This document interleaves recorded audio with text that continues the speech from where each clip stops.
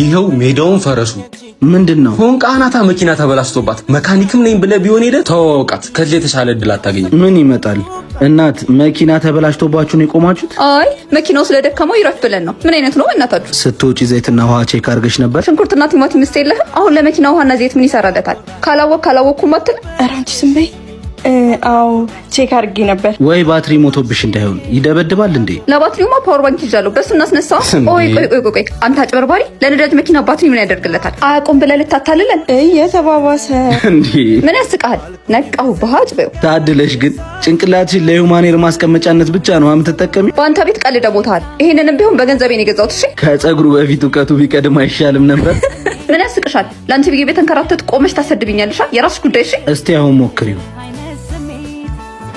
ተነሳ። በጣም አመሰግናለሁ። እሺ ለሌላ ጊዜ ግን ሰርቪስ ብታስገቢያት ጥሩ ነው። መኪና እያላት አመላላሽ ሰርቪስ ምን ያደርግላታል? እሷን ተዋት። ኤሌክትሪክ መኪና ኮል ቀይር ብዬ ምርጫ አስቸገረኝ።